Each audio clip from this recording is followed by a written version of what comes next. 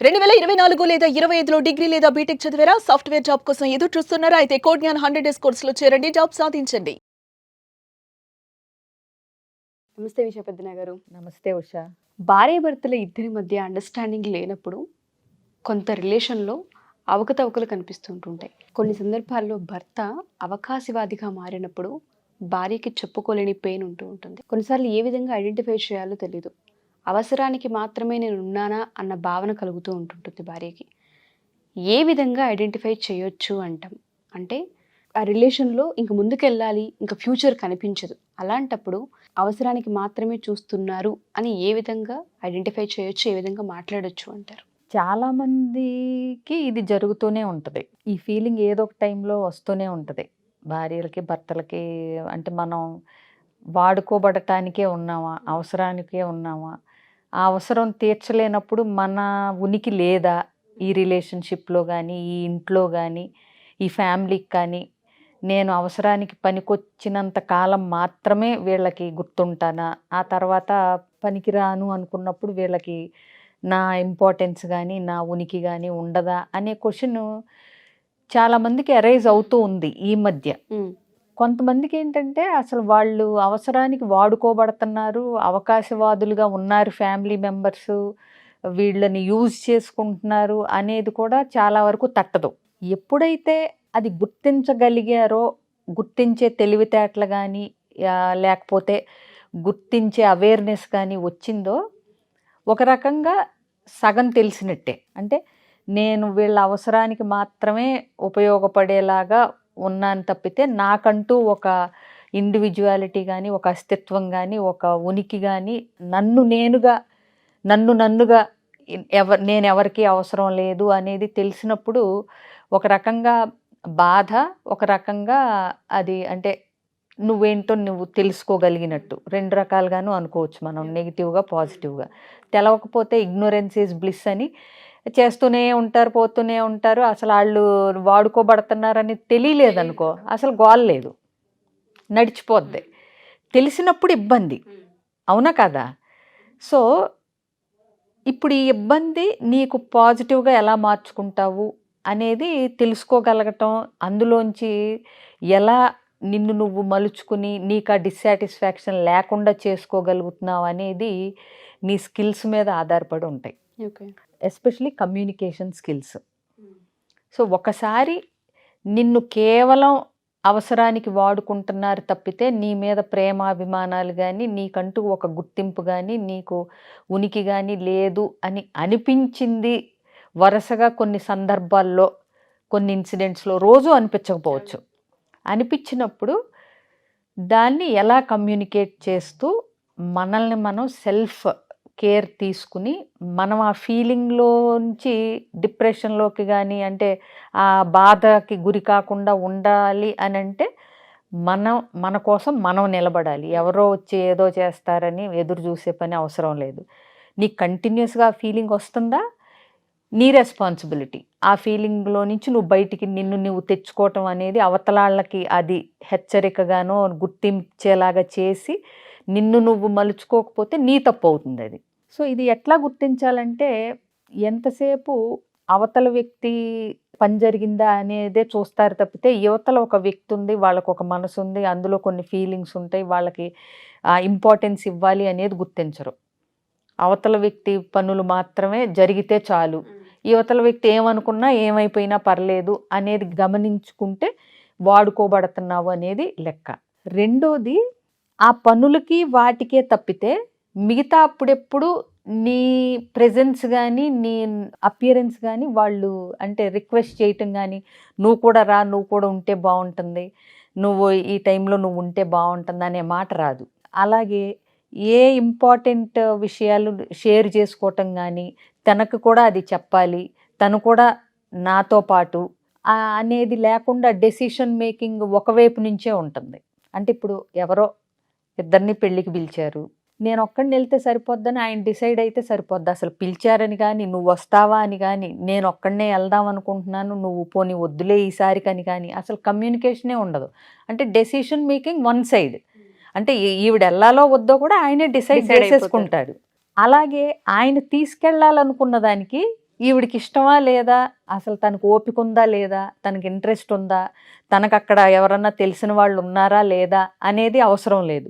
తన పక్కన భార్య ఉండాలి, కనపడాలి అని అనుకుంటే కనుక 2 టికెట్లు బుక్ చేసేయటం, నువ్వు రావాలంటాం.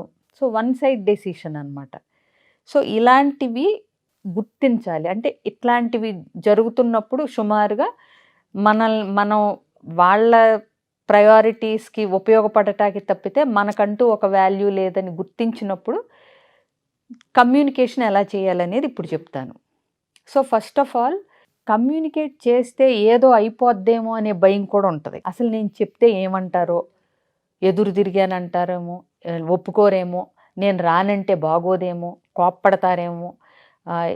సో వాళ్ళు ఇచ్చే ఆ సైలెంట్ ట్రీట్మెంట్స్కో లేకపోతే క్రిటిసిజంకో విమర్శిస్తారనో అలుగుతారనో భయపడి సగం వీళ్ళు చెప్పాలనుకున్నది చెప్పరు. అర్థమైందా? కానీ 1-2 సార్లు స్లోగా రెసిస్టెన్స్ అనేది వాళ్ళకి అలవాటు చేస్తూ వీళ్ళు అనుకున్న దానికి కట్టుబడి ఉండగలగాలి. సపోజ్ నీకు ఆ పెళ్ళికి వెళ్ళటం ఇష్టం లేదా, టికెట్ బుక్ చేసినా సరే ఈసారికి వచ్చే ఓపిక నాకు లేదు, మీరు టికెట్ బుక్ చేస్తే క్యాన్సిల్ చేసేయండి, నన్ను మాత్రం మీరు వెళ్ళరండి, కానీ ఈసారికి మాత్రం నన్ను అడగొద్దు రమ్మని. అలాగే ఈసారి బుక్ చేసేటప్పుడు నాకు కుదురుతుందో లేదో, వీలైతే నన్ను అడిగి టికెట్ బుక్ చేయండి అనేది శాంతంగానే చెప్పొచ్చు. ఓకే. మనల్ని ఎవరు గుర్తించట్లేదు, మనకి ఇంపార్టెన్స్ లేదు, వాళ్ళంతట వాళ్ళే చేసుకుంటున్నారు అని ఆక్రోశించటంలో ఉక్రోషపడటంలో కూడా అర్థం లేదు. ఎందుకంటే నీకు నువ్వు ఇచ్చుకుంటేనే ఇంపార్టెన్స్ పక్కన వాళ్ళు కూడా ఇస్తారు. ఎప్పుడన్నా నిన్ను నువ్వు ఇంపార్టెంట్గా చూసుకుంటున్నావని అసలు వాళ్ళకి అనిపించిందా? ఏదో అందరూ తిన్నాక మిగిలిన ముద్ద తినేసి కూరలన్నీ వాళ్ళకి వేసేసి నాకు లేకపోయినా పర్వాలేదు అనేసి అంటే ఏంటి? నేను ఎక్కడో చదివాను Usha, you are the one who trains the other person how to treat you. అంటే నువ్వే అవతల వ్యక్తిని మనల్ని ఎలా ట్రీట్ చేయాలో నేర్పిస్తావు. ఎగ్జాక్ట్లీ. నువ్వు ఫస్ట్ టైమే వాళ్ళు కోప్పడినప్పుడు నీకు నచ్చలేదా, నువ్వు చెప్పలేదు. రెండోసారి నీకు నచ్చని పని చేసినప్పుడు నువ్వు చెప్పలేదు. పాపం వాళ్ళేమనుకుంటారు, అన్నీ నచ్చుతున్నాయి కాబోలు, మనం ఏదంటే అదే రాజ్యం కాబోలు అని నీ మనసుని నీ ప్లేస్ని కూడా మెల్లగా చొరబడిపోతారు. అర్థమైందా? So train other person how to treat you. అది నువ్వు చెయ్యాలి అంటే first of all treat your self like a queen. నువ్వే ముందు మహారాణిలాగా నిన్ను నువ్వు చూసుకో. అలానే అవతలాన్ని ట్రీట్ చేయొద్దు. ఎప్పుడు అవతలాన్ని కూడా కింగ్ లాగే చూడు. నువ్వు రాణివైతే ఆయన్ని రాజులాగా చూడు. బట్ ఆయన రాజు, నువ్వు దాసిలాగా ఉండాల్సిన పని లేదనేది గుర్తుపెట్టుకుని నీకు కూడా రాణి హోదా ఇచ్చుకున్నప్పుడు ఆయన కూడా నిన్ను రాణిలాగానే చూస్తారు. అర్థమైందా? సో అందుకని అవకాశవాది నా భర్త, అవకాశవాది నా పిల్లలు, అందరూ నన్ను వాడుకుంటున్నారని నువ్వు బ్లేమ్ చేసే ముందల ఆ అవకాశం మనమే ఇచ్చామేమో వాళ్ళకి అనేది గుర్తించగలగాలి. గుర్తించి కరెక్షన్స్ చేసుకోండి. స్లోగా అయినా వాళ్ళు తెలుసుకుంటారు. వాళ్ళేమి నీ శత్రువులు కాదు. అవునా? కాబట్టి గయ్యాళ్ళలాగా మారి అరవాల్సిన పని కూడా లేదు. అది మన బిహేవియర్లో కనిపిస్తూనే ఉంటుంది. ఫర్మ్నెస్. ఒకసారి నీకు ఇష్టం లేనిది నువ్వు చేయదు అని తెలిస్తే రెండోసారి వాళ్ళు అసలు ఇష్టం లేని దాన్ని మనకి చేయమనే ధైర్యం కూడా చేయరు. అర్థమైందా? So clarity and communication. నీకు కన్సిస్టెన్సీ ఎప్పుడు ఒకే రకంగా ఉండు. నీకు ఎవరు బలవంత పెట్టినా నీకు పలానాది అంటే కాఫీ తాగటం ఇష్టం లేదు అనుకుందాం. చిన్న ఉదాహరణే చెప్తాను నేను. ఎవరు బలవంత పెట్టినా నువ్వు కాఫీ తాగలేదనుకో, 2 సార్లు చూసి నీకు కాఫీ ఆఫర్ చేయటం, ఈవిడికి కాఫీ ఇష్టం లేదు, మనం బలవంత పెట్టినా తాగదు కాబట్టి ఆవిడికి ఇష్టమైంది ఏదో ఇద్దామనుకుంటారు. అవునా? పోన్లే, చాలామంది చిన్న చిన్న వాటికే నాకు అర్థం కాదు, మీ కాఫీ టీ ఏది తాగుతారు అన్నప్పుడు మీరేదంటే అదే అంటారు, ఏది నిజంగా ఇష్టం లేకపోతే కూడా. సో వాళ్ళు ఆఫర్ ఇచ్చినప్పుడు ఓకే, మనకు 2 ఇష్టమైనప్పుడు ప్రాబ్లం లేదు ఉషా. బట్ మనం టీయే తాగుతాము అన్నప్పుడు ఏంటంటే పర్లేదులేండి, కాఫీ నాకు అంత అలవాటు లేదు, ఇప్పుడు టీ పెట్టకపోయినా పర్లేదు ఓకే అనాలి తప్పితే ఏదైనా పర్లేదు అంటే ఏమవుతుంది అక్కడ? నీకు ఇష్టం లేని కాఫీ నువ్వు బలవంతంగా తాగాల్సి వస్తుంది. ఈ సంగతి తెలియని వాళ్ళు ఏమనుకుంటారు, రెండోసారి వాళ్ళు కాఫీ పెట్టుకుంటా నీకు కాఫీ ఇస్తారు.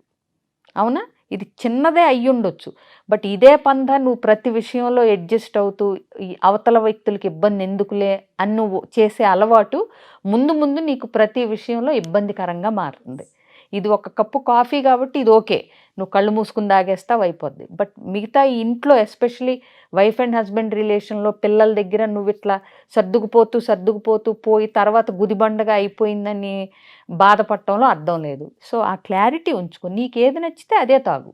చిన్న జీవితం, ఆ క్లారిటీ నువ్వు కనుక అవతల వ్యక్తులకి ఇవ్వగలిగితే వాళ్ళు వాడేసుకుంటున్నారు నన్ను అనే బాధపడాల్సిన అవసరం ఉండదు. ఎందుకంటే వాడుకునే అవకాశం తెలియకుండా మనమే ఇస్తున్నామేమో చెక్ చేసుకోండి.